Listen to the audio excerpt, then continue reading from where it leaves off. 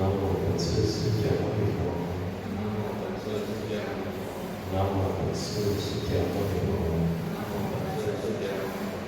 南无本师释迦牟尼佛。阿弥陀佛。Ya, kita belajar basic agama Buddha ya. Yang kemarin sejarah saya baca lagi terlalu berat teman-teman, dan yang penting udah disampaikan. Jadi kita mulai belajar lagi dasar-dasar agama Buddha. Bukunya ini sangat bagus banget. Jadi kita semua dibahas di sini bukunya. Ya, semua tentang agama Buddha. Bagaimana bisa mengenal semua ajaran agama Buddha. Jadi bagus punya bahasa Mandarin. Jadi butuh kesabaran. Apa itu ajaran Buddha? Jadi sebelumnya kita harus tahu lagi, ini basic dari basic, bahwa Buddha adalah gelar.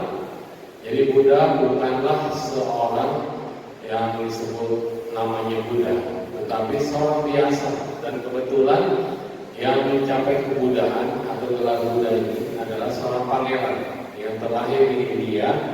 Nah, mengenai tahun kelahirannya aja tidak ada yang sama dalam catatan. Dalam catatan Mahayana disebutkan kurang lebih dari 500 sebelum Masehi. Nah, kalau kita biasa kenal 623 sebelum Masehi. Ada lagi yang bilang 580 sebelum Masehi. Ada yang catatan juga 650 sebelum Masehi. Gak ada yang sama. Tapi ya orang yang tokohnya sama, yaitu Siddhartha Gautama. Siddhartha Gautama lahir di India. Tepatnya dulu India itu adalah Jambudipa. Jadi termasuk Nepal. Nah, jadi Jambudipa itu termasuk Nepal, Bangladesh, Pakistan, Afghanistan masih satu jalur Jambudipa. Tetapi sekarang menjadi Nepal. Nah, dulu kerajaan Kapilavastu itu berada di Nepal bagian selatan. Dari suku Sakya, makanya disebut Sakya Muni. Jadi Muni adalah seorang yang telah mencapai pengetahuan dari suku Sakya. Kalau dibilang Sakya Muni Buddha, Buddha adalah gelar. Tapi beliau bernama Siddhartha ya. Jadi kalau mau tahu pangeran namanya Siddhartha, pertapanya namanya Gautama, Buddhanya namanya Sakya Muni. Ini hanya penamaan. Kenapa? Karena kalau kita membicarakan tentang Siddhartha, berarti proses sebelum penerangan sempurna. Kalau kita bicara tentang pertapa Gautama, yaitu seorang pertapa dari suku Sakya yang bernama Gautama Buddha atau Gautama. Nah, ini adalah proses dia ketika meninggalkan istana. Sehingga ketika meninggalkan istana, dia tidak lagi bawa nama Siddhartha, tapi dia bawa nama Gautama atau Gautama. Dan setelah menjadi Buddha, karena berasal dari suku Sakya, maka dikenal dengan Sakya Muni atau Sakya Muni Buddha atau Buddha Sakya Muni. Atau ada juga yang menuliskan Buddha Gautama. Kenapa? Karena dari pertapa Gautama mencapai kebuddhaan. Nah, itu jangan bingung untuk yang mau belajar basic agama Buddha, jangan bingung. Lalu kemudian berkembang kemudian sampai sekarang sudah 2500 tahun yang lalu, dan kemudian menjadi aliran yang besar. Ada 3 aliran besar dari proses pembelajaran, perkembangan, pertumbuhan, penyadaran, penyesuaian terhadap geografis, demografis, dan juga kebudayaan. Jadi agama Buddha ini sampai saat ini menyebar, memiliki 3 aliran besar atau 3 sekolah, yaitu Theravada, Mahayana, dan Tantrayana. Lalu kemudian, apakah 3 aliran ini saling bermusuhan, saling berbeda, saling bertentangan? Ya, tidak. Semua rasanya sama. Semua bisa mencapai pembebasan nibbana. Semua cara bisa mengajarkan kita menuju kedamaian, ketenangan, dan tidak lepas daripada ajaran yang sama, yaitu sila, samadhi, dan prasya. Karena jalan utama berunsur 8 itu tidak lepas dari sila, samadhi, dan prasya. Maka semua agama yang mengaku Buddha, kalau tidak ada cara untuk menuju nibbana atau memutuskan daripada lingkaran kelahiran, memutuskan dukkha dengan sila, dengan samadhi, dengan prajna, maka itu bukan agama Buddha. Jadi kalau memang beragama Buddha, sudah pasti ada jalan utama berunsur 8 yang tidak lepas dari Cie Ting Hui atau sila, samadhi, dan prajna. Ini adalah ajaran yang membawa menuju kebahagiaan sejati, nirwana atau nibbana, yang disebut juga dengan kebuddhaan. Ya. Nah, oke. Dan kita lihat semesta Buddha, apa yang disebut dengan ajaran Buddha.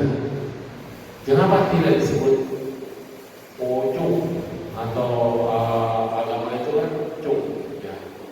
Tapi kenapa disebutnya Buddha? Karena Dharma adalah ajaran, dan Sang Buddha tidak pernah menerbitkan agama atau tidak pernah mendirikan agama. Beliau adalah seorang yang telah mencapai pertanahan sempurna dengan usahanya sendiri, tanpa bantuan dari makhluk lain, dan telah mencapai pertanahan sempurna di bawah pohon Bodhi dan mengetahui hukum kesunyataan, hukum yang ada di semesta alam ini. Jadi beliau hanya menemukan hukum yang sudah ada, ajaran yang sudah ada, dharma yang sesungguhnya dikatakan ada atau tidak ada di Buddha, dharma itu tetap ada. Jadi Buddha hanya menunjukkan jalan, ini loh ada jalannya, ini loh ada dharmanya. Jadi menunjukkan ajaran. Dan Buddha tidak membuat ajaran baru, tetapi semua Buddha di masa lalu, masa sekarang, dan masa yang akan datang akan memiliki dan menemui serta mencapai pencerahan yang sama dan punya ajaran yang sama, cara kelahiran yang sama, jalan pencapaian yang sama, hanya beda waktunya. Ada yang cepat, ada yang lama, ada yang lahir di usia manusia puluhan ribu tahun, usia manusia puluhan ribu tahun. Dan Sakyamuni Buddha beruntung kita masih bisa mendengarkan ajaran di rata-rata usia manusia 100 tahun. Sekarang usia rata-rata manusia 70 tahun. Jadi paling singkat adalah Buddha Siddhartha Gautama atau Buddha Sakyamuni. Ini adalah waktu yang paling singkat untuk membabarkan ajaran Dharma. Ya. Jadi kategori kita ini masih beruntung di usia yang sangat minim, dari usia rentang 10 tahun sampai 84.000 tahun. Ini adalah batas rentang usia manusia. Dan kita dapat terlahir di rata-rata 100 tahun. Buddha masih ada. Buddha masih ada, dan ajarannya masih bisa kita dengar dan pelajari. Ini adalah seorang yang mengetahui pengetahuan sempurna dan telah menembus, namanya Chieko, menembus pengetahuan yang sejati. Jadi disebutlah beliau Sakyamuni Buddha. Kebuddhaan itu didapatkan setelah penembusan, mematahkan ego, menemukan sendiri, dan mematahkan kebencian, keserakahan, dan kemudian kebenaran batin, dan semua kotoran-kotoran batin sudah bersih. Jadi tercapailah anutara samyak samburi, tercapailah kemenangan sempurna. Kiao adalah ajaran. Jadi ajaran Buddha, Kiao adalah foto terjiawi, yaitu ajaran yang diajarkan oleh Buddha, yaitu Sang Buddha yang sebagai guru. Maka paling tepat mengatakan Buddha sebagai guru.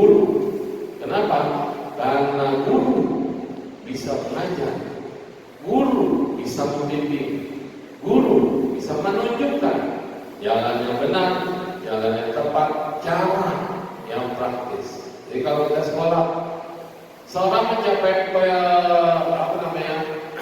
kelulusan itu karena diri sendiri atau karena orang lain?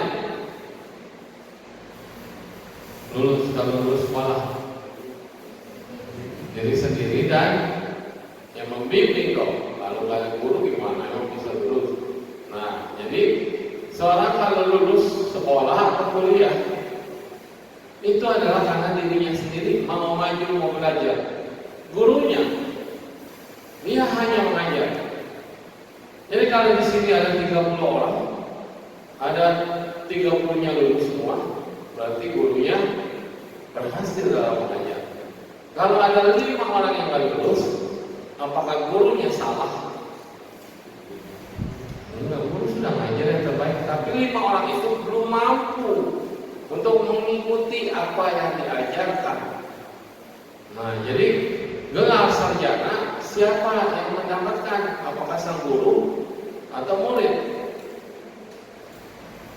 Kita sendirilah sebagai murid yang berusaha untuk mencapai gelar sarjana yang dimiliki oleh guru. Artinya guru itu pernah mencapai gelar sarjana duluan dibanding kita, karena dia sudah lulus duluan, dapat gelar sarjana duluan, dan bisa mengajar dan membimbing, dan kemudian membuat semua murid-muridnya semuanya mencapai pengajaran yang dia lewati, sehingga semuanya bisa lulus. Nah, begitu. Jadi gelar itu buat siapa? Buat kita yang sekolah, buat kita yang belajar, buat murid yang mau belajar. Guru hanya belajar, bantu membimbing supaya murid-muridnya bisa mencapai gelar yang sama yang dimiliki oleh diri dia. Itu dia. Buddha adalah guru lebih tepat dibanding sebagai dewa. Dewa itu nggak ada apa-apanya. Karena Buddha sudah mencapai pembebasan, keluar dari lingkaran dunia lahir, bahkan keluar dari lingkaran 31 alam kehidupan. Dewa masih berada di 31 alam kehidupan. Nah, guru Buddha inilah menunjukkan kita ajaran yang benar. Bagaimana kita juga bisa melewati 31 alam kehidupan. Nah, jadi mencapai gelar yang sama dengan beliau adalah gelar Buddha. Jadi Buddha bukan monopoli satu orang, tapi Buddha adalah pencapaian dari seseorang yang punya tekad luar biasa. Bahkan tekad ini dicapai dengan kekuatan diri sendiri dan mencapai antara sampai sabodi. Jadi gelarnya, paham ya? Nah, jadinya kalau kita lihat lagi bahwa pencapaian Buddha sebelumnya, proses pencapaian Buddha sebelum jadi Buddha disebut dengan Bodhisattva. Jadi Anda percaya atau tidak percaya ada banyak Bodhisattva, itu nggak harus doktrin, tetapi punya logika. Kalau ada satu guru yang bisa mengajar dengan baik dan semua muridnya bisa mencapai apa yang guru itu capai, titelnya, gelarnya, bahkan sampai gelar profesor misalnya, dan semua murid-muridnya bisa mencapai gelar profesor, nama muridnya ini disebut pembelajar atau mahasiswa. Pembelajar atau mahasiswa. Kalau udah lulus namanya profesor, doktor, atau guru besar atau guru. Itu hanya penamaan. Jadi sebelumnya adalah mahasiswa. Demikian juga bila Anda mencapai kebudahan, sebelumnya waktu jadi murid Anda disebut sebagai bodhisattva. Jadi bodhisattva sedikit atau banyak? Banyak. Semua makhluk yang ingin mencapai kebudahan, menjalani jalan yang diajarkan oleh guru Buddha disebut sebagai bodhisattva. Bodhi adalah pencerahan, sattva adalah makhluk maka disebut Jie You Qing atau Yu Qing Zhong Shen, makhluk yang mau belajar, makhluk yang mau mendengarkan ajaran dan kemudian mencapai. Ini itu adalah bodhisattva. Jadi bodhisattva ada banyak? Yes. Siapapun bisa menjadi bodhisattva? Yes. Buddha ada banyak? Iya. Kenapa? Karena para bodhisattva yang bisa mencapai penerangan juga bisa mencapai tingkat kebuddhaan. Ini Buddha ada banyak? Iya, karena mahasiswanya banyak, betul? Cuma ada banyak jenis Buddha. Ada Sambunya sama Sambuddha. Sama Sambuddha artinya dia harus melewati bodhisattva dan kemudian dengan usahanya sendiri menembus kebodian. Jadi disebut antara sampai Sambodhi. Tapi ada yang disebut Sravaka Buddha, yaitu Buddha yang hadir di zaman Buddha sama Sambuddha masih hidup. Jadi ini murid langsung dan bisa mencapai kebuddhaan, disebut dengan Sravaka Buddha.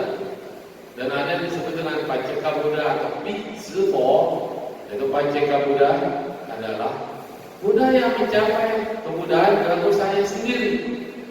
Bedanya dia kalau jadi dosen, murid-muridnya orang muda nggak ngerti, nggak ada yang paham. Jadi kayak dosen fisika, kimia dia ngomong aja sendiri, rumus, dia ngomong. Murid ngerti apa nggak ngerti, pokoknya saya udah nulis di sini dan saya paham. Anda nanya apapun saya bisa jawab. Tapi muridnya nggak paham. Jadi artinya bukannya Pacceka Buddha tidak punya murid Pacceka Buddha banyak. Tetapi kayak saya gini ngajar. Saya ngerti, Anda belum tentu bisa ngerti dan apakah bisa lulus akhirnya sama seperti saya? Enggak, gitu. Itu bedanya yang Pacceka Buddha. Jadi kategori apakah beliau guru gagal? Enggak, dia berhasil untuk dirinya sendiri, tapi tidak bisa mengajak lebih banyak lagi orang untuk mencapai apa yang dia capai. Dan kemudian kita lihat dalam agama Buddha ada yang disebut sebagai sanpao. Apa itu sanpao? 3 bermata. Kenapa disebut pao? Pao itu sebenarnya harta. Jadi dilihat ada yang dijaga, ada atap. Atap ini berarti dijaga. Kalau jenisnya gampang, bawahnya giok yang dijaga. Itu namanya pao, bermata. Kalau fantasinya ada wang, terus ada yao, ada pei, sesuatu yang pao pei, yang dijaga. Jadi emang betul-betul dijaga. Apa itu? Sesuatu yang berharga. Jadi sanpao disebut dengan Triratna atau Tiratana. Triratna Sanskrit, Tiratana Pali, yaitu Buddha, Dharma atau Dhamma dan Sangha. Ini adalah Triratana. Triratna. Sanpao adalah Fopao, Fapao, Sengpao. Buddha Ratana, Dhamma Ratana, Sangha Ratana. Fopao, Seng. Fopao, Buddha Ratana, Fapao, Dhamma Ratana, Sengpao, Sangha Ratana. Apa maksud dari 3 bermata ini? Yaitu sesuatu yang sangat berharga di dunia ini. Sulit munculnya seorang Buddha, maka Buddha itu sangat berharga. Sulit mendengar adanya Dharma, maka Dharma itu sangat berharga. Maka kalau kita dalam kehidupan ini masih bisa mendengarkan Dharma, berarti ini sangat berharga, sesuatu yang value. Terus sulit untuk menjadi anggota sangga, maka anggota sangga tidak banyak. Susah kan ya? Sampai mati ini. Sulit untuk menjadi anggota sangga, maka jumlah anggota sangga tidak banyak. Ini disebut sebagai permata sangga. Buddha memiliki nilai-nilai luhur yang disebut dalam renungannya Buddha Nusati, yaitu Buddha Smriti, perenungan pada Buddha. Ya, nah ada 10. udah hafal, baca. Perenungan terhadap Dharma, situ juga dikatakan ada perenungan terhadap Dharma. Apa aja? Klasifikasi kelasnya Dharma seperti apa? Sangha juga ada perenungannya, sangha semeti atau sangha nusati. Nah, ini adalah pelajaran tentang sangha. Lalu kemudian Dharma punya kunci Dharma. Jadi dari Tripitaka yang bagus. Tripitaka Agama Buddha itu bukan satu buku. Ini bukan Tripitaka loh. Ini cuma pembelajaran kelas sangka. Dan ini ada 2 buku, 2 majelis yang tebalnya sama. Ini untuk belajar baru paham agama Buddha. Jadi kalau mau lulus belajar dulu ya. Kita Tripitaka itu 1 lemari. Makanya kalau dikatakan, hei kamu masih agama Buddha. Ya iyalah masih. Kenapa? 1 kehidupan aja enggak habis itu baca Tripitaka. 1 kehidupan enggak habis. Kenapa? Enggak ngerti. 1 bahasanya Pali, 2 bahasa Sanskrit. Sanskrit jaranglah, Tibet yang masih ada komplit Tibet. Ketiga yang komplit juga bahasa Mandarin. Yang bisa Mandarin juga enggak bisa baca semuanya. Nggak habis, sendirian ya, sendirian baca. Terus itu suruh baca doang. Paham, memahami Tripitaka nggak mudah. Bahasanya Cungwen, orang Joko, orang Taiwan bisa baca, tapi nggak ngerti kalau dia nggak lihat dictionary-nya. Ada lagi yang namanya tak, pojok tak setia. Karena banyak minsyam atau ajaran istilah-istilah Buddhis. Ini zaman dulu berbuku-buku berjilid-jilid. Zaman sekarang Kamsya Hamidah udah ada edisi beta, CD. Udah ada edisi handphone, website. Udah ada edisi Androidnya. Udah ada edisi buat gadget. Lebih mudah, mau apa tinggal klik langsung dia cari. Kalau dulu kita harus baca mulunya adalah yang depan-depan, terus cari bukunya ada di mana, terus lihat indeks yang glossary, terus cari nomor berapa sekian ada berapa, terus itu pun tulisannya kecil-kecil supaya baca membesar. Nah, dulu manual. Saya di Poseidon juga manual, masih nyari-nyari istilah dan nyari cerita apa. Itu manual. Kalau sekarang tinggal klik aja Google kasih Anda. Masalahnya kita nggak mau baca. Masalahnya kita tidak mau menggunakannya. Kamu sudah sama. Misalnya Sanpa, Anda tahu 3 permata. Permata apa coba? Kalau yang kata Buddhis, permata apa di Sanpa? Apakah diamond, gold, emas, atau ruby, atau apanya? Nggak ngerti sanpao itu apa. Orang bisa baca sanpao, tapi nggak ngerti sanpao itu apa. Dipikirnya papau. Itu beda paunya. Sudah malam.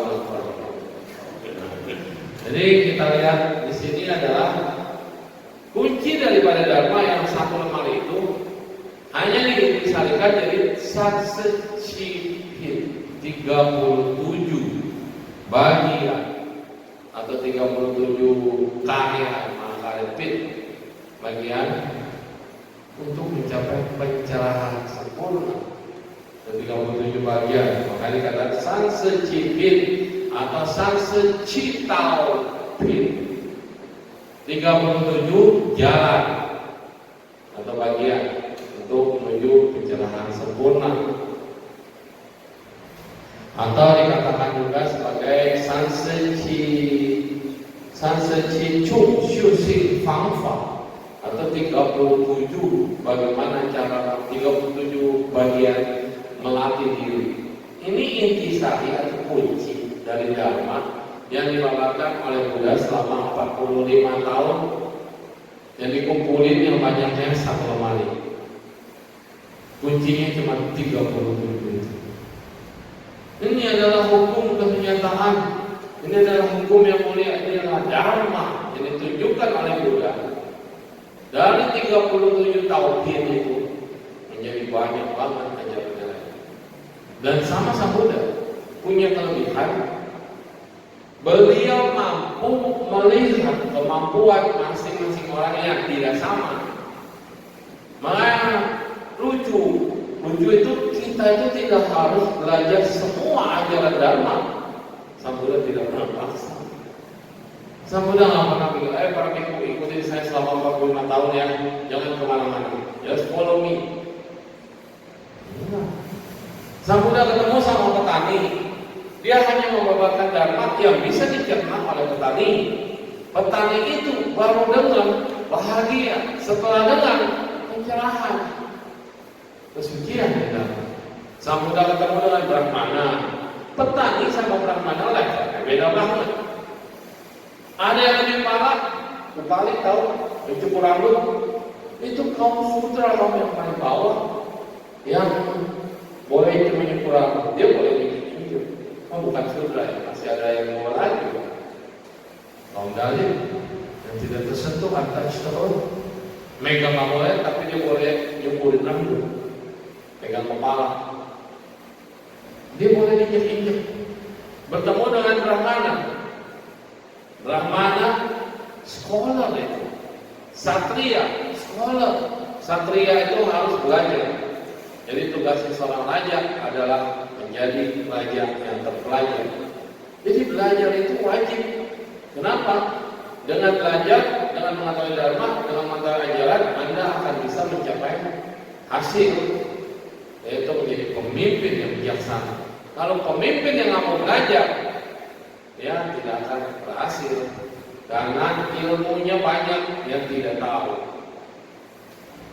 Ada sih pemimpin yang baik, dia nggak perlu belajar. Kenapa?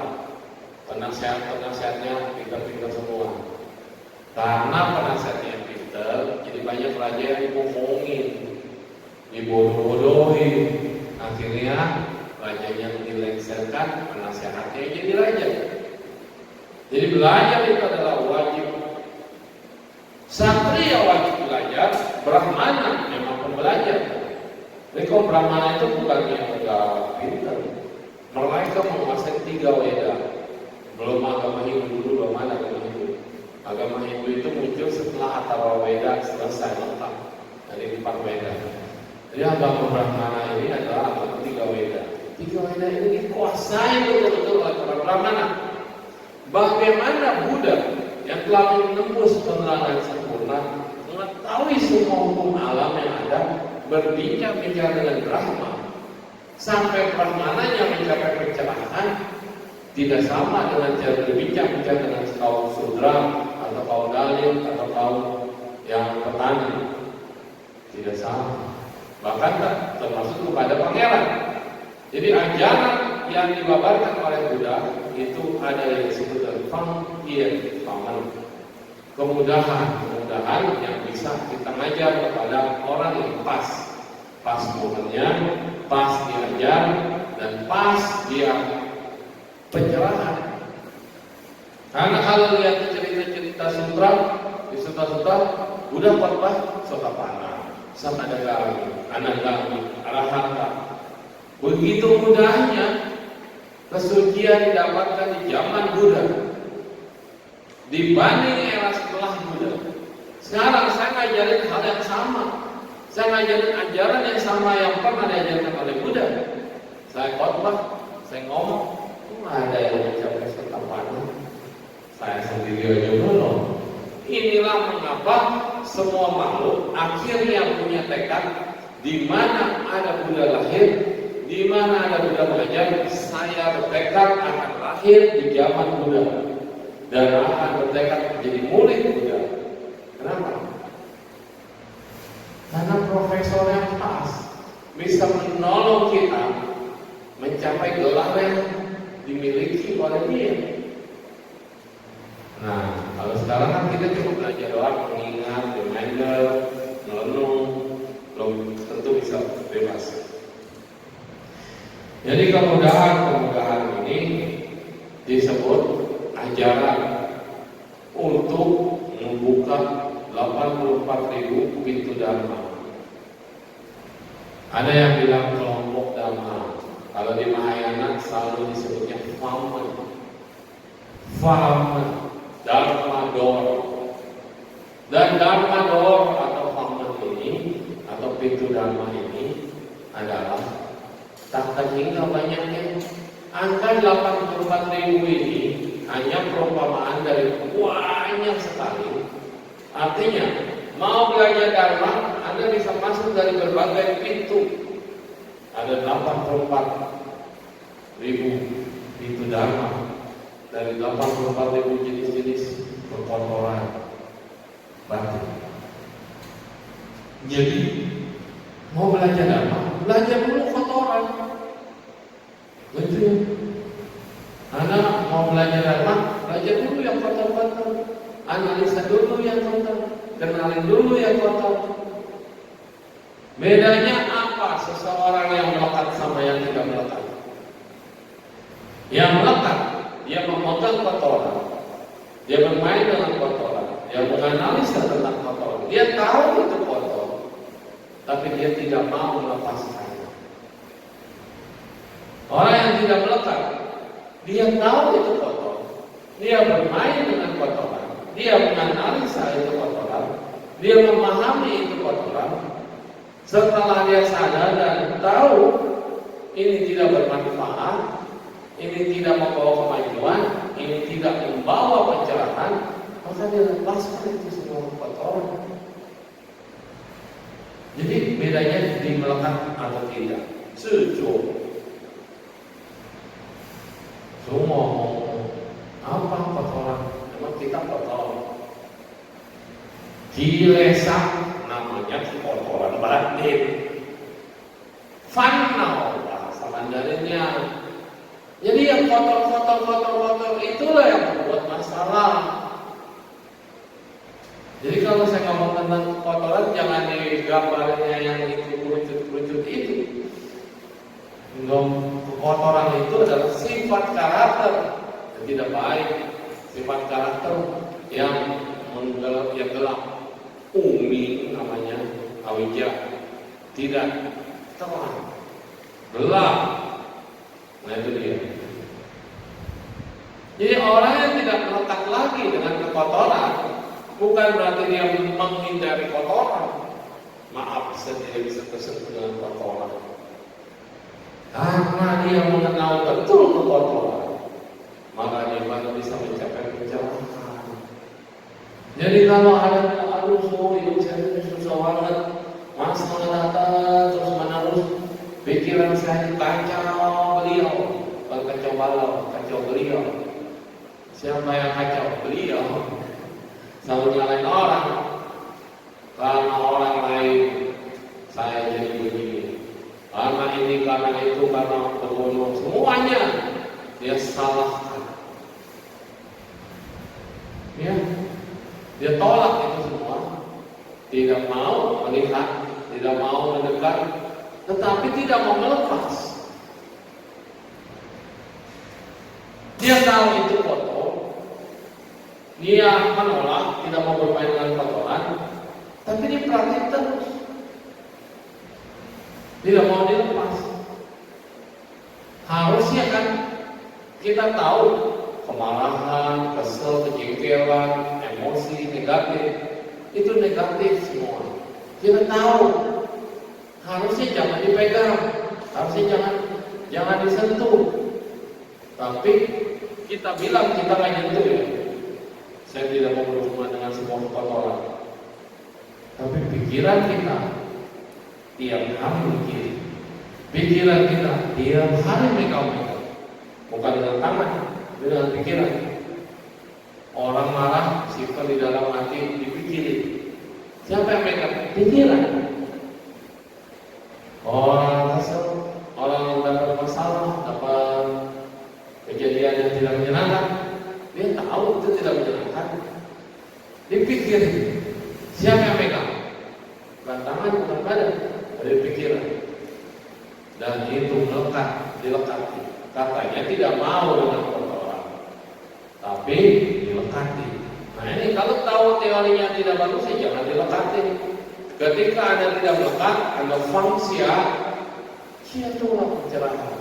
Jadi ajaran Buddha ini mudah, teorinya mudah. Cuma fungsia, ngajarin jangan melekat, udah gitu doang. Anda pegang ini gelas, isinya apapun, gua nggak mau tahu isinya kayak gimana pun, no problem. Tapi Anda pegang terus begini, 1 jam. Kecil kan barangnya. Mau apapun yang Anda pegang, gak ada masalah, no problem. Tapi begini terus, 1 jam belum betul. Enteng ini. Timbang aja nggak nyampe 1 kilo. Ini udah berat. Gak percaya coba aja. Masa bohong? Kalau murid harus ikutan guru. Iya, masa guru ngajar, guru ngasih contoh, Anda tidak ngerasain, cuma lihat, oh katanya. Coba pegang. Ayo. Jadi selama saya ngajar begitu terus. Terus. Bisa turun jatuh. Langsung gak kebayang guru. Makin lama yang gerakan simpel ini jadi tidak simpel, dan ini jadi berat. Terus Anda komplain, berat banget. Ini masalah, berat banget. Sebelum dipegang, lu lihat ini kecil. Waktu dipegang, enteng. Kelamaan dipegang, berat. Jangan dilepas. Gak kuat. Terus caranya gimana supaya Anda bisa kuat? Lepas. Ini gampang. Teorinya begitu mudah, tapi susah untuk melepaskan ini. Udah dia lepasin, enteng, nggak bisa, katanya nggak boleh dilepasin ini. Lepasin. Ini permata loh. Waduh. Ini dahsyat tuh. Padahal Anda udah tahu di kotoran. Lepasin. Gak bisa, susah. Kalau tinggal gini doang udah selesai, hidup lu kelar. Tapi kenapa kita tidak mau melepas? Karena menganggap si ego ini berbanding terbalik dengan kesucian. Jadi agama Buddha itu adalah agama yang mematahkan ego. Bukan agama yang nyanjuk-nyanjuk kamu, bukan agama yang jilat-jilatin kamu, bukan ajaran aja, saya ngomong ajaran bukan agama. Ajaran yang bikin kamu jadi wah, ini gue hebat. Ajaran Buddha adalah ajaran yang mematahkan ego kamu, membuang ego harga diri, ingin harga diri, sampai menemukan siapa sih si ego. Cuma gitu doang. Siapa yang aku siapa aku, dicari, dilacak, dianalisa terus itu sulit. Ternyata si aku itu enggak ada. Tidak ada inti yang disebut dengan aku. Karena kalau intinya ini ada, kita bisa kendalikan si aku, kita bisa pegang si aku, kita bisa atur si aku. Nyatanya siapa bisa mengatur diri sendiri? Kalau ini kemelekatan ini sama seperti dengan mudahnya kita lepasin, dan itu benar-benar gampang lepas, gampang ya. Bagi saya sudah bisa menaklukkan pikiran saya untuk melepas. Tapi kenapa saya tetap memegang kebencian, memegang keserakahan, dan memegang kebodohan? Udah dibilang disuruh lepas, siapa yang mau lepasin? Aku, milikku, punyaku, harga diriku, bla bla bla bla yang tentang aku. Jadi Dharma tugasnya cuma ngerontokin si aku, membagi. Dan kemudian kita kenal endingnya apa sih dari ajaran Buddha? Sunyata, kosong. Nobody like you. Kosong. Nggak ada emptiness, anatta, tidak ada aku. Terus kalau nggak ada aku gimana? Ya, kalau nggak ada api, keluarlah dari lingkaran samsara. Tidak ada surga, tidak ada neraka, tidak ada manusia, tidak ada setan, tidak ada iblis, tidak ada asura, tidak ada apalagi yang disebut binatang. Karena semua tidak ada. Kalau itu tidak ada, padam semuanya. Padam. Berarti Anda sudah keluar dari 31 alam kehidupan. Kalau Anda cita-citanya cuma ingin ke surga, gampang banget. Surga di agama Buddha, sekali lagi ditegaskan, biar pada tahu, surga di agama Buddha ada 26 surga biasa, 20 alam Brahma yang katanya bisa menciptakan dengan pikiran, alam Brahma yang maha tahu, penguasa segalanya. I'm the king, I'm the creator, I'm the father of everything, I'm dan I am. Masih ada I am. Ketika masih ada I am, masih ada aku, masih ada milikku, punyaku, kerajaanku, istanaku, maka yang ada akunya belum mencapai kebebasan dari lingkaran samsara. Memang sangat amat panjang umurnya. Bumi hancur, terbentuk, hancur lagi, terbentuk. Beliau atau mereka makhluk-makhluk Brahma masih ada. Jadi menganggap bahwa bumi ini sama seperti balon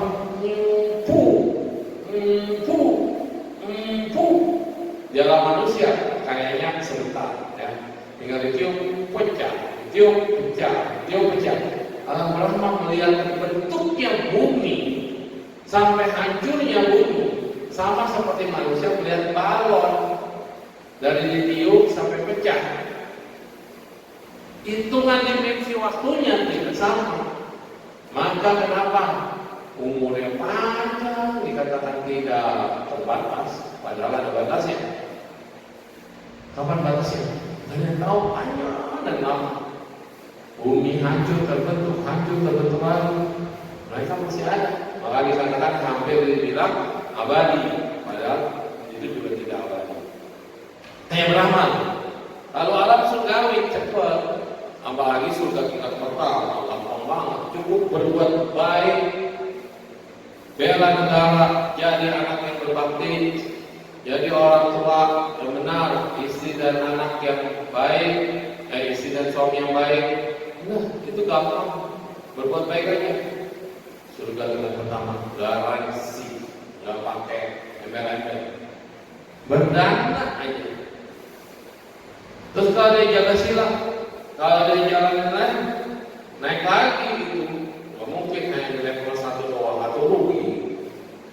Semakin baik, semakin besar perbuatannya, semakin mulia, melengkapi parameternya, surganya tidak sama. Makanya jangan harap kita bisa ketemu lagi nanti di surga. Iya, saya dari umur berapa? 26 udah memutuskan untuk terjun. 29 gue takut lontos. 26 baru belajar. 35 baru biksu. Kalian kalah. Entar saya 80 tahun misalnya kalian umur 80 tahun. 35 ke 80 tahun dalam 45 tahun ya. Jadi biksu ya. Bosan. Ini terus mengajar yang kayak meditasi, mengajar yang meditasi. Entar kita ketemu di surga yang sama. Orang pada makan daging, babi, ayam. Saya tidak. Kalian kenal, saya tidak. Kalian melakukan apa yang kalian mau lakukan, saya tidak. Kita ketemu di surga yang sama. Oh, yang rugi lah. Makanya surga dan banyak. Tapi kita tujuannya adalah keluar dari lingkaran kehidupan ini supaya terbebas. Maka disebutlah sebagai Buddha. Dan mereka yang mau menjalani disebut sebagai bodhisattva. Terus tadi ada yang disebut dengan Liu Tao, 6 alam samsara. Tadi kan dari sini 31 alam kehidupan. 31 26 itu satu bagian, yaitu alam surga dan Brahma. Ini satu bagian, disebutnya tian langit. Jadi langit ini, kalau ada lagu mengejarmu sampai langit ketujuh, itu ada. Itu di luar surga biasa, itu di satu alam Brahma tingkat pertama. Jadi mengejarmu ke langit ketujuh, berarti sudah masuk ke alam Brahma. Ya, jadi nggak salah. Emang ada makhluknya di situ. Dan yang dikatakan tadi yang ngatur-ngatur segala macam itu tingkat ke-8. Nah, oke. Ini satu tian. Terus manusia ini di tengah namanya Mandari ini hebat.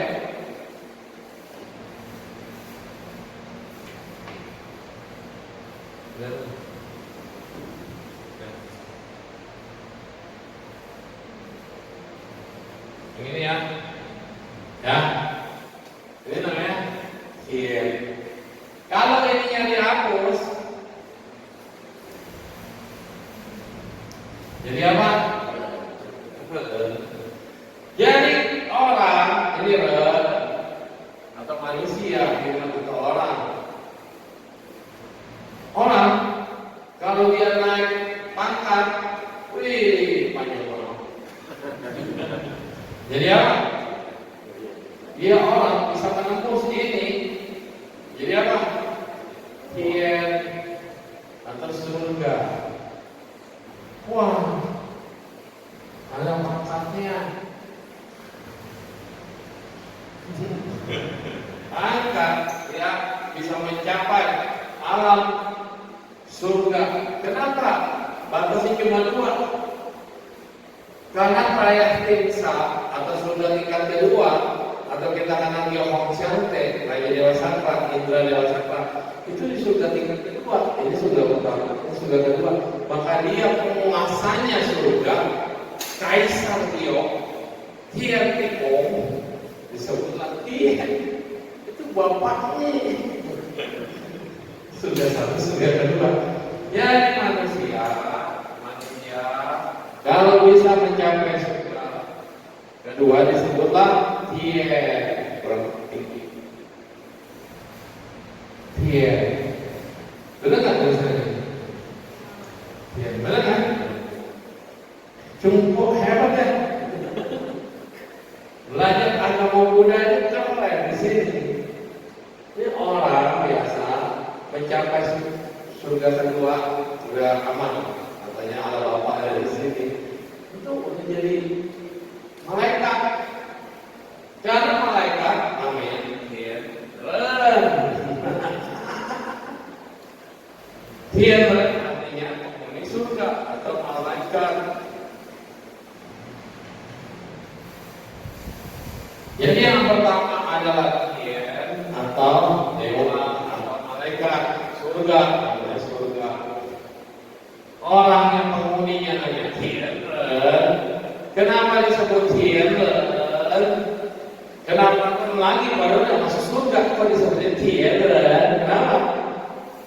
Masih punya sifat-sifat manusia. To be continue doang. Kelahiran di sini sama kelahiran di surga sama. Lu marah aja, tapi itu semua cuma bisa happy. Jadi marah pun sampai ketawa. Di surga itu happy, nggak ada penderitaan di surga. Jadi jangan harap Anda di surga bisa sedih, bisa nangis, enggak. Happy, suka di surga. Surga itu dari kata suka. Atau bahasa Mandarinnya le. Pilot suka. Karena di surga hanya ada kebahagiaan, happy. Tapi sifat-sifat manusia inilah yang membuat penghuni surga masih ada sombong, masih butuh dipuji, masih butuh bahagia, masih butuh diperhatiin, butuh dihormati. maka dia punya sifat manusia. Lewat dari surga, namanya fantir. Gimana maksudnya? Fan. Jadi lupa. Rahman.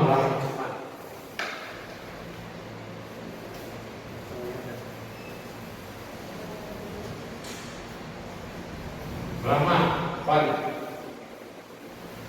Tiba-tiba error. Oh gini. Tuh, benar ya? Fan, benar. Fantir.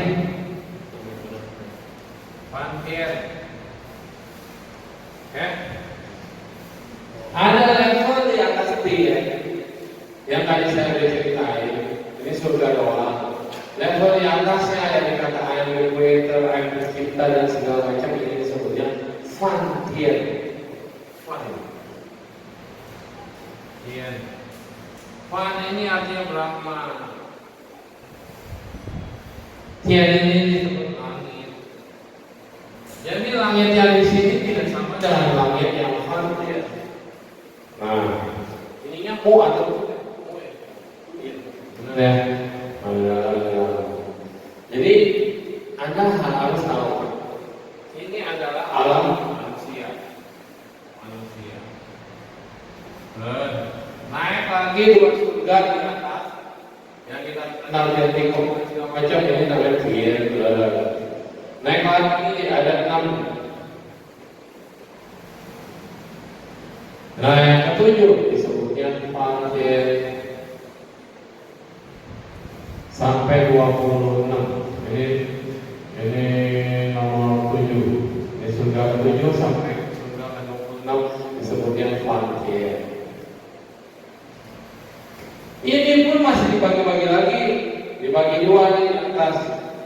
Sampai ini sampai surga tingkat ke-22 dan 26 dikurangi 4, 22.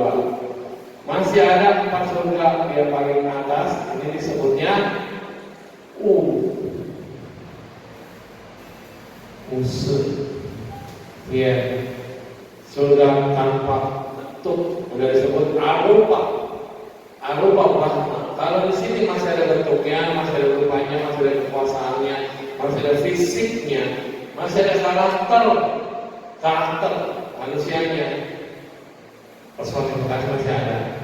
Sampai di atas ini sudah tidak ada bentuk, hanya cahaya, hanya pikiran tanpa batas, hanya kesadaran yang tanpa batas, semua banyak berjumpa. Jadi ini masih disebut sebagai alam Brahma. Di bawah lagi, ini dihitungnya 1 ya, 1. Manusia, ini dihitungnya 2. Manusia. Yang ketiga, binatang.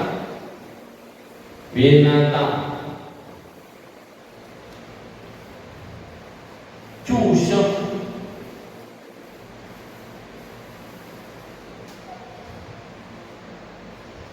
Apa bedanya manusia sama binatang?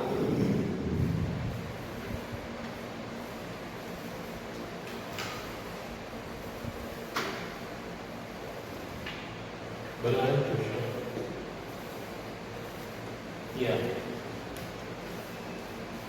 Ini adalah sawah. Di sawah ada kebo, ada kambing, ada macam-macam belalang, ada rumput, ada binatang-binatang yang ada di sawah. Dari yang di atas tanah, ini di atas tanah sampai yang halus di ini, karena kalau begini namanya sutra, maka sampai dari yang di atas tanah sampai yang halus yang berhubungan dengan berhubungan dengan sawah, ladang atau apapun, dan dia terlahir untuk itu, untuk mengolah sawah, mengolah apapun, terlahir untuk itu, namanya binatang. Jadi kalau jadi kebun, ya banyak sawah. Jadi bebek, ya makan sisa-sisa gabah. Jadi ayam, ya makan gabah. Jadi anjing, ya kalau mengganggu. Jadi burung, ya yang memakan di situ. Semuanya berhubungan dengan ladang, berhubungan dengan sawah. Itu disebut dengan binatang. Terus di bawahnya lagi ada yang disebut dengan kui atau kui, setan kelaparan. Kenapa hanya kui yang dipanggil? Padahal setan itu ada banyak. Karena orang Tionghoa ini, kenapa manggilnya kui, setan kelaparan? Padahal jenis-jenis setan ada banyak. Kenapa yang ditulis itu cuma kui? Tahu nggak? Lucu. Kamu paling tahu. Iya, kenapa? Kasihan. Hah? Kasihan. Kasihan. Ini kenapa kasihannya? Tawaran. Karena prinsip orang Tionghoa adalah makan. You know? Iya. Orang hidup untuk makan. Makanya cap jintiam keluar buat makan. Malam-malam cari makan. Itu dia. Jadi nggak bisa nggak makan. Kalau namanya lapar atau menderita, lapar adalah suffering. Apa namanya? Lapar adalah penderitaan. Ya, jadi dari sekian karakter yang ditakuti orang Tionghoa adalah tidak punya makan. Makanya dia nanya, siapa itu? Makan belum? Ya kan? Kenapa? Karena bahasa makan ini adalah satu hal yang akan ngomongin kalau ketemu orang. Semua orang Tionghoa kalau ketemu orang ini, siapa boleh lah, apa ngomong gimana gitu? Udah makan belum? Apa? Siapa?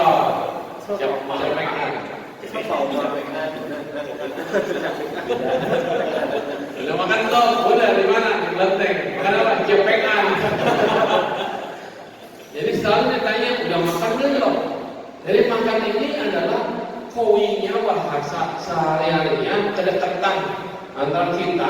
Itu pasti nanya, udah makan belum? Jangan sampai kelaparan. Karena kalau lapar lu jadi kuil lo. Ya nggak? Ada yang suka parah dibilang setan jalanan, ciu kue, semua dibilang kue. Mabok-mabok dibilang kue. Apalagi yang hubungan sama kue. Kasian banget setan. Tapi selalu kue. Kenapa? Karena kalau kelaparan nanti jadi setan kelaparan. Kenapa bisa lapar? Kenapa? Kenapa dia bisa jadi setan kelaparan? Nah, yang tadi saya ngomong, aku semua yang semasa hidup, semua yang dia punya milikku. Dia tidak mikirin orang lain.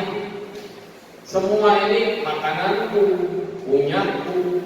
Dia tidak pernah mau berbagi. Kenyang perut sendiri, nggak mikirin orang lain. Saking laparnya dia bilang apa? Besok makan siapa?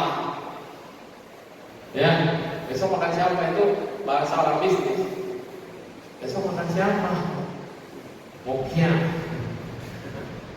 Ini dia. Besok makan siapa?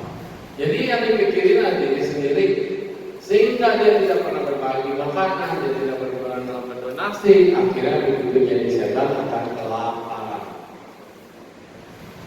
Jadinya orang Tionghoa kenapa ada upacara sembahyang pakai makanan? Karena dia takut yang mati itu kelaparan. Tadi udah dibilang orang Tionghoa itu paling takut kelaparan. Itu dalam sejarah, udah bukan Tionghoa doang, tapi orang Tionghoa ini dia lebih baik hemat buat yang lain, asal buat makan harus fuyo, ya kan? Makan pokoknya harus enak. Yang lain baju sebodoh lagi, nggak pakai baju nggak apa-apa. Nanti makannya enak. Iya. Jadi, kenapa dibilang setan di Buddhis disebutnya earthquake, ini filosofinya. Padahal setannya ada banyak jenis, ada setan yang bengkak, ada setan yang ngilang, badannya seperti biru, ngilang. Terus ada setan yang makan dari kotoran, tai dimakan. Ada yang makan dari darah, ada yang makan nanah, ada yang setan lehernya kecil, mulutnya gede. Jadi semua bisa masuk ke mulut. Semua masuk ke mulut, tapi nggak masuk ke kerongkongan, nggak bisa ketelan. Jadi dia makan, masuk. Wah, bisa punya, itu bahagia waktu punya. Tapi nggak ketelan. Anda bayangin nggak kalau lagi sakit leher? Lagi sakit leher, nelen. Makanan enak apapun, kalau lagi sakit leher jadi enak. Enak di lidah, tapi waktu nelen, nggak ketelan. Dan menderita banget. Dan itu seperti jarum. Mulutnya gede, tapi lehernya seperti jarum. Gak masuk ke bawah. Nah, menderita. Ada yang mulutnya seperti jarum. Kalau leher doang, dia masih bisa enak. Hoja, enak di mulut. Tapi kalau kata, kalau ini mulutnya seperti jarum, nggak bisa masuk. Perutnya gede, tapi mulutnya segede jarum. Ini isinya apa? Angin. Makanan nggak masuk-masuk. Perutnya besar, isinya angin. Ada yang perutnya kecil, mulutnya besar, lehernya besar, tapi kalau dimakan berubah jadi api. Makanan apapun berubah jadi api. Jadi ini sebutnya setan kelaparan. Jadi ini adalah alam. Kenapa bisa jadi setan kelaparan? Beli gampang itu. Jadi kalau mau jadi setan kelaparan, orang Tionghoa harus banyak bertermak makanan. Jadi kalau makan traktir teman makan, jangan makan teman. Gitu. Nah, ya traktir teman, makanya lihat ya. Orang-orang komplek-komplek itu yang temennya video semua, ada siapapun duduk di mana, dia pasti duluan bayar, bener nggak? Iya, jadi kalau mau makan enak, lu pura-pura aja dulu lama-lama bayarnya belakangan. Kalau lagi punya duit, bayar duluan. Kalau nggak punya duit, makan aja dulu. Tiba-tiba bayar, udah dibayar, masih apa? Itu tadi. Ini yang ngerti hukum karma. Ini yang ngerti bagaimana ingko pauking, bagaimana karma itu bekerja. Jadi dia traktir orang dulu. Nggak usah bilang-bilang. Wah, meja itu saya tapal ya, bayarnya. Nah, terus dia pergi. Diam-diam banyak begitu kan? Ada nggak? Itu kalau nggak tidak lama, kalau nggak tidak boleh. Kurangnya makan lama-lama. Ada temennya dia nggak lihat. Itu ada dua ya. Kalau dia ada teman yang ngeliat, kalau makan bisa waktu ke kasir. Tadi udah dibayar, siapa? Yang di situ. Oh iya, kamu siap. Gimana? Boleh, lu bayar saja. Dari bayarnya? Enggak, kan lu nggak lihat dia, lu nggak nyapa dia. Ini kalau kita, mana mau sauban? Dia datang gini, dipanggil laupan lebih senang. Mana tiap hari itu gitu, dipanggil laupan, senang dia. Kagak usah suruh dia bayarin, pasti dibayar. Hari ini gue dipanggil laupan. Ini psikologi ya. Jadi mereka ini bukannya, ya kadang-kadang ada yang bilang show off ya. Tapi lihat banyak juga yang tulus. Kenapa? Dia tahu, makan ini buat hidup gua, tapi kalau gua bantu orang buat hidup orang, gua juga punya fupa. Itu yang paham tentang fupa. Kemarin saya ada kasih pengertian tentang kungte sama fupa. Fupao sama kungte. Kungte itu melatih untuk diri sendiri, dapetin kebaikan diri sendiri. Fupao itu buat orang lain. Tuh. Jadi kalau pelimpahan jasa emang bisa. kita yang dapat. Maka harus dikasih limpahan jasa. Yang melakukan dapat 70%. Terus yang di 7 bagian lah. Terus yang lainnya ya belum tentu dapat, ya kan? Tapi setidaknya yang melakukan kebaikan atas nama leluhurnya atau atas nama siapa, dia yang akan memperoleh manfaatnya. Kita makan di meja sembahyang, tadi kan orang Jawa bilang takut orang lain kelaparan, dikasih makanan, tapi dia mikir makanannya gua doyan dong. Kenapa? Habis sembahyang dia yang makan. Itu. Jadinya konsep sembahyang ini muncul dari tadi karena takut kelaparan. Ada bagusnya. Tapi apakah setan-setan itu makan lain meja yang di meja sembahyang? Ya makanya kita, jadi kita calon setan. Makanya ada yang bilang nggak boleh makan yang ada di meja sembahyang, karena itu buat setan. Lalu juga bukan setan gitu. Ya masuk akal, benar juga. Jadi gimana harusnya? Makanannya dari persembahan itu yang dipuja, angkatin lagi bungkus bagi orang lain, bergema. Karena leluhur kita juga nggak bisa makan kalau dia bukan ada yang disebut dengan para ratu, panjiwin, kapeta. Yang dimakan cuma kebahagiaannya. Lu masih ingat gua? Cucu yang namanya datang kasih makanan, baru cengeng di akhir kuburan. Yang jauh-jauh kan datang, tapi dia happy-nya aja udah bikin kenyang. Jadi kue ini kenyangnya kalau dia happy. Jadi kalau ada setan-setan yang ketawa, maka kalau Anda pergi ke kuburan, putar aja humor. Cerita-cerita yang bisa bikin ketawa, film-film lucu. Kalau gitu sampai ketawa, mati dia. Karena syarat kematian di alam setan adalah ketika dia bahagia. Ingat ya, kalau dia bahagia meninggal. Kalau di surga kembali, syarat kematian di alam surga adalah ketika dia sedih. Jadi gampang, udah tahu kuncinya, bikin happy. Makanya kenapa di rumah duka itu suka Jambi apalagi ya, diputar lagu-lagu karaoke yang dia suka, menceng-menceng aja nyanyi, supaya dia juga suka happy, dia lupa dia baru mati, ya kan, baru dengerin dari setan mungkin ya, dan berarti ikut karaoke teriak-teriak, kesel, mati dia jadi setan, mati dari setan. Ini Tuhan ini bisa bahagia mereka, katanya. Belum disurvei. Dan terus ada yang disebut dengan asyulo. Asyulo itu adalah asuran atau raksasa atau kaum jin, jin yang besar-besar badannya. Yang ketiga yang terakhir disebut titau. Ti artinya neraka, dan neraka ini ada banyak. Jadi ada surga, suka, bahagia. Ada neraka, disebutnya dugati atau duka. Jadi dugati ini adalah alam rendah yang tidak bahagia, yaitu alam niraya, neraka. Alam neraka atau niraya, di situ adalah alam penderitaan. Kenapa? Terbakar.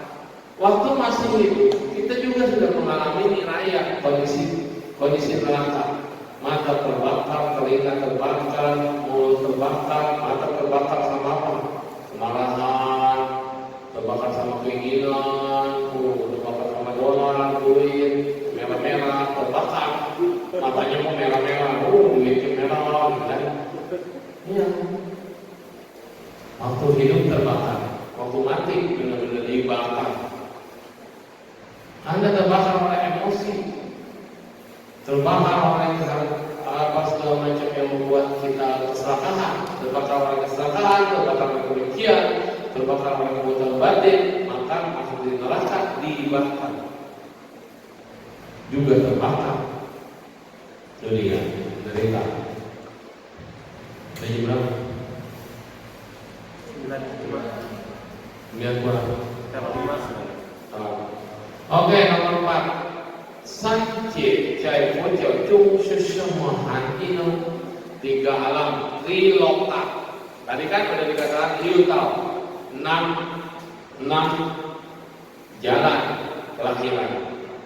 Yang pertama surga, yang kedua manusia, yang ketiga setan, binatang dulu binatang, setan, asura dulu karena asura sakti.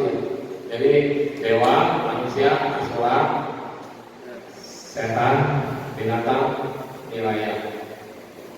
Atau binatang kadang-kadang setelah manusia, karena binatang masih banyak yang baik, banyak binatang yang baik, ya kan? Tapi kelahirannya kasihan. Kenapa? Karena kebodohan. Jadi kenapa lahir jadi binatang? Waktu masih jadi manusia atau masih hidup, tidak mau belajar, bodoh, tidak ada semangat. Nah itu dia dungu, jadi istilah bahasanya jadi binatang. Terus kalau triloka atau sanci itu alam apa aja? Triloka. Jadi disebut seje, alam yang berupa. Alam yang berupa itu adalah alam yang ada di surga-surga.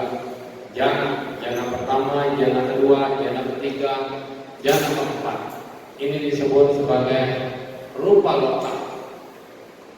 Arupa loka, seje, yaitu yang tadi dibilang adalah Kung Tian Tian, Chu Tian, Shi Tian Tian, Chu Tian, Wu所有，Chu Tian， Fei Xiang Fei Fei Xiang Chu Tian， 空无边，alam kosong tanpa batas.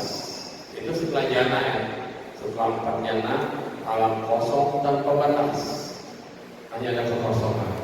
Alam kesadaran tanpa batas, sadarannya tanpa batas.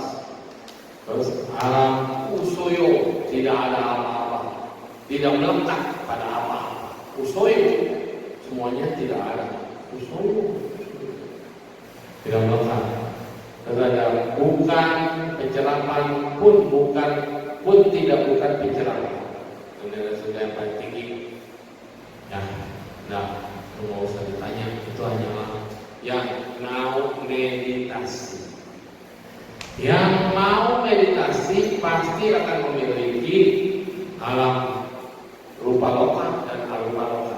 Kalau Anda tidak mau meditasi, maaf aja, susah disitu ya. Nah, terus ada lagi Yusuje adalah alam yang masih memiliki nafsu, keinginan, atau kama loka. Jadi kalau kita lihat ke Borobudur itu ada kama loka, ada rupa loka dan arupa loka. Itu namanya triloka ya. Kama loka dibagi lagi jadi banyak. Yaitu yang pertama pengalaman dari manusia. Asyuro itu kadang-kadang disebutnya bukan di bawah asura. Asura itu ada kadang-kadang dia di atas manusia. Karena memang asura itu sebetulnya penghuni surga tingkat kedua, Payasti bisa. Jadi asuri juga tinggal di surga. Asura dan asuri sebenarnya mereka penghuni surga tingkat kedua. Jadi dia sebenarnya kategorinya dewa. Tapi kenapa bukan dewa? Karena sifat karakter pemarahnya, pemabuk, suka mabuk-mabuk, pendendam, pembenci. Jadi dia kadang-kadang nggak mau tinggal di surga, karena di surga tidak ada sura melaya, sura, tidak ada bir arah. Jadi dia lebih suka yang di sura. Jadi sura itu adalah yang memabukkan. Kita turun ke bumi. Kenapa dia suka disebut asura itu berada di bawah manusia? Tapi sesungguhnya asura ini mereka di atas alam manusia yang ada di surga. Dan asuri itu lebih cantik dari dewi. Jadi yang cakep-cakep gitu ya, nah yang banyak di Instagram tuh, kalau dia tidak baik, dia asuri. Tujuannya money oriented, pemalas, pemabuk, happy, senang-senang, ya itu asuri. Dan istrinya Dewa Indra atau Jatikom itu adalah asura. Jadi katanya penghuni yang itu tapi lahir di surga. Terus kemudian Setakirwang jatuh Maharajika. Terus Setakirwang, lalu kemudian Curitian, Tol Yemotien, alam ayam, Tol Suaitien, itu alam Tusita, Walutien, di mana lagi, Tahwa Cecaitien. Jadi alam surga itu betul-betul berbahagia bebas, cecai. Itu surga kita ke-6. Disebutnya Tahwa Cecaitien, Pala Nimita Wasawati surga.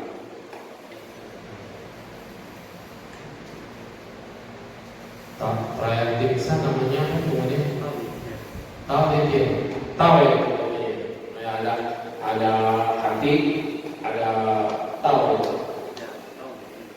Ya, ada hati, ada sin, ada pisau. Tahu, lin, tian. Nah itu tahu lin tian. Namanya ada perayaan Diksa. Oke.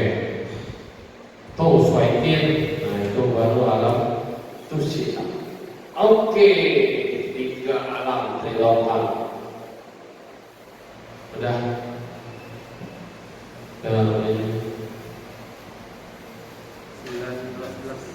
Oke, kita sampai nomor 4. Nanti nomor 5 terus saja terus ya. Dampak nasihat enaknya. Oh, gak ada tentunya mau ke Mandarin. Ya, perlu ingat. Jadi besok masih banyak ada pertanyaan ini bentuknya udah disaling. Jadi cuma pertanyaan aja. Nah yang tadi mau nanya alam-alam itu kayak gimana? Oh ada alam binatang, ada alam dewa, ada alam surga, ada alam setan, alam neraka.